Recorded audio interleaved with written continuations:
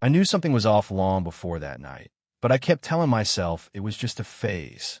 You know, when you're sitting across the table from someone you love, someone you've shared years with, and suddenly it feels like you're strangers? That was me, Thursday night, 8:12 p.m., sitting across from my wife at the same oak dining table we bought together 6 years ago.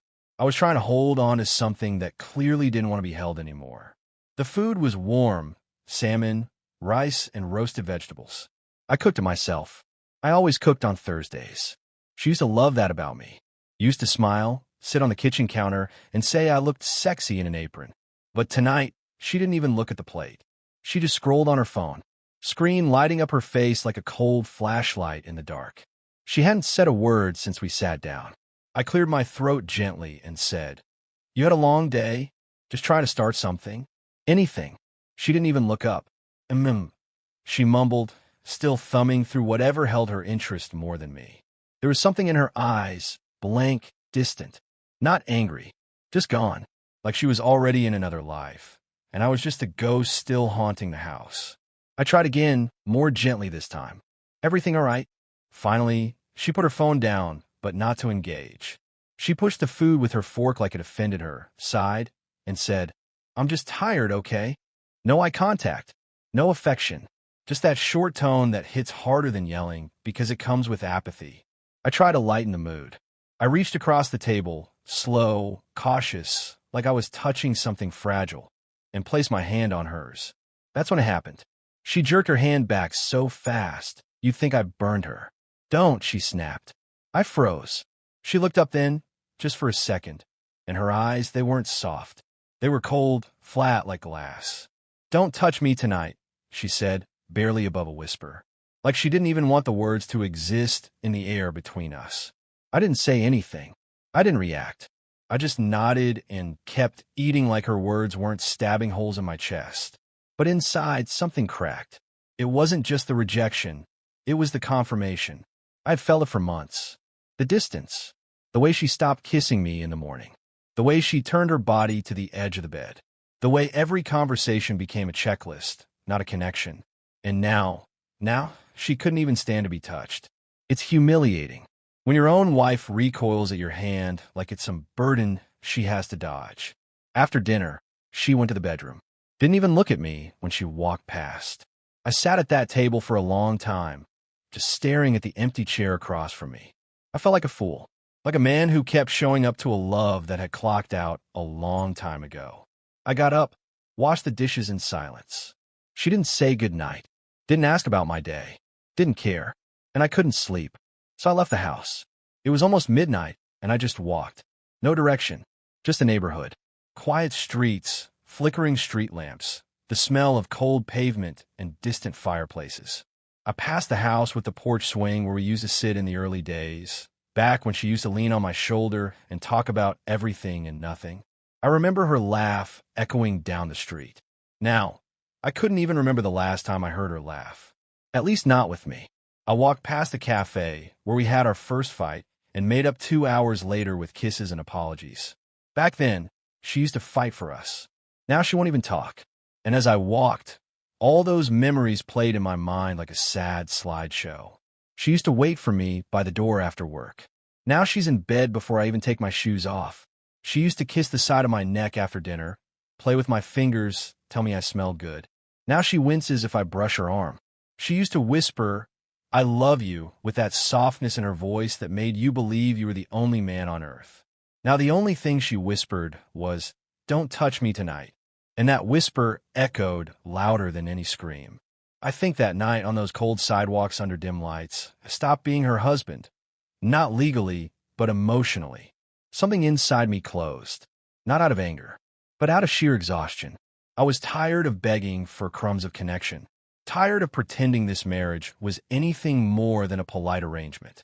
I didn't cry. I didn't rage. I just stopped hoping. And that's worse, because hope keeps a man trying. But when hope dies, when you know the woman sleeping next to you would rather be anywhere else, you stop fighting. You start preparing your exit in silence. When I finally walked back home, the house felt colder than the outside air. She was already asleep, or pretending to be. I stood in the doorway for a minute, watching her back turn to me. Her hair tied up, her breathing shallow. No space made for me. No sense that I even existed to her anymore. I climbed into bed without a word, facing the other way. And in my head, I whisper my own goodbye. Not out loud, not with drama, but a quiet vow to myself. This is the last night I beg for love. Tomorrow, I disappear. I didn't sleep much that night. I just lay there, eyes open, staring at the ceiling, listening to the silence between us. It was the kind of silence that doesn't feel peaceful. It feels like being buried alive next to someone who doesn't even notice you're gasping for air. At some point, maybe around 4:30 in the morning, I got out of bed. Quietly, carefully, like I was trying not to wake a stranger. I stood there for a moment at the foot of the bed, just looking at her. She was curled up facing the wall, wrapped in her favorite blanket, the one I got her for our 3rd anniversary. She looked peaceful, like nothing was wrong. Like she didn't just push her husband 1 inch further off the edge of the cliff the night before. And I realized something right then. It wasn't just that our marriage was over.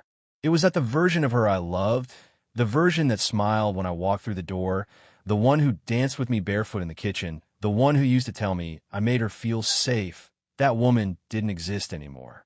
Maybe she changed. Maybe I did. Maybe life just wore us both down. I don't know. But whatever this was, it wasn't love. Not anymore. And I wasn't angry. That's the strangest part. I didn't feel rage or betrayal. I felt something else. Something colder, but also clearer. Relief. It was a sad kind of liberation, like taking off a heavy coat you didn't know you were wearing for years. I walked over to the closet, opened the drawer, and pulled out a small duffel bag I hadn't used since our last trip to the lake, back when we still touched each other without it feeling forced. I packed it slow, quiet. A few shirts, a pair of jeans, my toothbrush, phone charger, wallet, passport, just the essentials. I didn't rush. I didn't panic. I was calm, more calm than I'd been in months. I walked into the kitchen and sat at the table, the same one where she pulled her hand away from me the night before. The same table where I used to make her laugh while we had coffee. The same table that now felt colder than steel. I grabbed a sticky note from the drawer, wrote 4 simple words. Take care of yourself. That was it. No goodbye. No dramatic closure. No begging. Just finality. I set the note down where I knew she'd find it. Then I took one last look at the house. Every picture on the wall felt like a lie. Smiling faces frozen in time, pretending love never fades. I thought about grabbing the framed photo of our wedding, but I didn't. I just stared at it for a second and walked out. The sun hadn't even started to rise yet. The world was quiet, still asleep, and I walked away from the life I built with her, with nothing but a small bag and a worn-out soul. I didn't really know where I was going. I just drove. No music, no destination, just silence and road. At one point, I parked in front of 24-Hour Diner. I sat in the lot and stared at the steering wheel for what felt like an hour. Then I turned the car back on and kept driving. Eventually, I checked into a cheap roadside motel on the outskirts of town. $42 a night. It smelled like mildew and bad decisions, but the guy at the desk didn't ask questions. That was good enough for me. The room had one lamp, one chair, and a bed that creaked if you breathed too hard. I dropped my bag on the floor, sat on the edge of the bed, and just breathed. I felt hollow, empty, but not broken. It's strange. I always thought leaving would be this massive, dramatic thing, that it would hurt so much I'd crumble, that I'd feel guilt or doubt or longing. But I didn't. What I felt was peace. Not the kind of peace you feel when things are perfect, but the kind of peace you feel when you finally stop lying to yourself. I wasn't happy, but I was honest. And sometimes that's the first real step towards something better. That day, I didn't return calls. I didn't check messages. I just turned my phone off and let the world spin without me. I sat in that motel room, stared at the ceiling, drank burnt coffee from the vending machine, and thought about everything I gave to that woman. The emotional labor, the patience, the little sacrifices, the money, the nights I stayed up listening to her fears, the years I carried us both when she didn't want to carry anything. And I realized she wasn't the villain in my story, but I wasn't going to be the victim anymore either. Later that night, I drove to my friend Eric's place. He had a detached garage he used as a workshop. I didn't want to explain everything, so I just said, Mind if I crash here for a few nights? He looked at me for a second, like he knew. Like the look on my face said more than words ever could. And he nodded. Mi casa, man. You already know. I threw my bag on the floor, laid down on an old sofa covered in paint stains, and, for the first time in a long time, I actually slept. No nightmares. No tossing. No waking up to silence and a woman who wished I wasn't there. Just sleep. I didn't have a plan. No apartment lined up. No next move. Just a small bag, a worn heart, and a quiet decision to rebuild. But for the first time in years, I felt like a man again. Not because I left her, but because I finally chose me. The first text came 3 days after I left. Can we talk? I saw it when I turned my phone back on. I stared at the screen for a few seconds. Not angry, not hopeful, just numb. I didn't respond. I turned the phone back off and slid it back into the drawer. The next day, she called 4 times. Then she called Eric. She showed up at his place 2 days later, unannounced, knocking on the front door like she hadn't been the one who whispered, "Don't touch me tonight," like I was a stray animal. I watched from the window in the garage. Eric opened the door. She looked like she hadn't slept, dark circles, messy hair, that panicked tone in her voice. "Is he here?" she asked. Eric shook his head. "He's not ready to talk. You need to give him time." "I didn't mean it like that," she said, her voice cracking. "I was just tired. I didn't realize he'd actually leave." Eric didn't say much, just crossed his arms and stared. She left in tears, and for a brief second, I felt a flicker of something, not satisfaction, not victory, just clarity. She never thought I'd walk away. She thought I'd always be there, no matter how cold she got, no matter how many nights I lay next to her feeling invisible. She was wrong. I left town 2 weeks later, moved 2 states over, got a small apartment above a garage in a quiet neighborhood, took a job in logistics, not glamorous, but it paid the bills. And more importantly, nobody there knew me. I wasn't her husband. I was just Jake, the new guy who kept to himself and showed up on time. I made a rule: no contact. I blocked her number, blocked her on every platform. I didn't want to hear explanations. I didn't want apologies. I didn't want to be pulled back into a relationship where I had to beg to be seen. I'd spent too many years trying to prove my worth to a woman who'd already made up her mind. Now, I was proving it to myself. I joined a gym 2 blocks from my place. At first, I hated it. My body was out of shape. My confidence was shot. But I kept showing up, not to impress anyone, not for revenge, just to rebuild. Rebuild discipline. Rebuild routine. Rebuild me. I woke up at 6 a.m., worked out, showered, went to work, came home, read books, took walks, made food for myself. Slowly, the noise in my head started to quiet down. I became less reactive, less emotional, more centered. I didn't talk much, didn't share details about my past. People at work called me the calm guy, the one who didn't get rattled, the one who always looked like he had something on his mind, but never let it show. That used to be the opposite of me. Back then, I was always trying to fix everything. If she was upset, I'd drop everything to chase her emotions.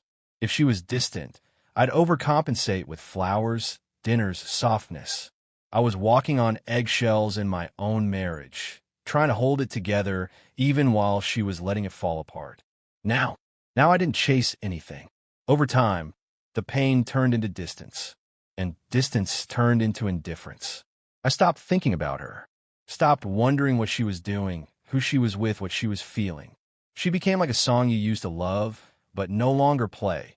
Not because you hate it, but because it no longer fits who you are. Almost exactly a year later, I ran into her.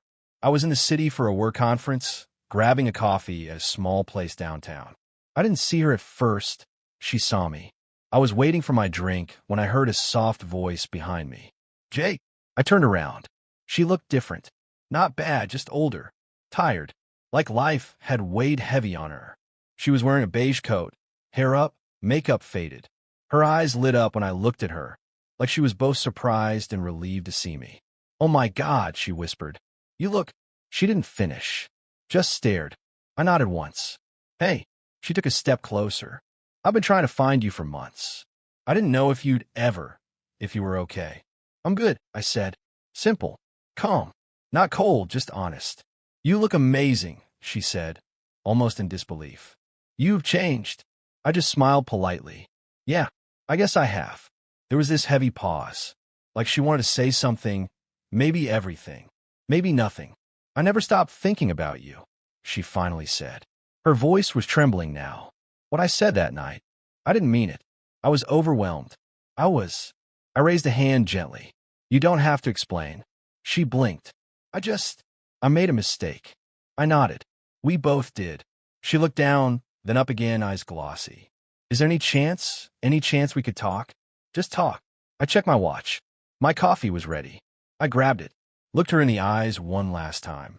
You take care of yourself, I said. Then I turned and walked out. No anger, no bitterness, just a man who'd already said his goodbye a long time ago. That moment, as I stepped out into the sunlit street, coffee in hand, wind brushing across my jawline, I realized something.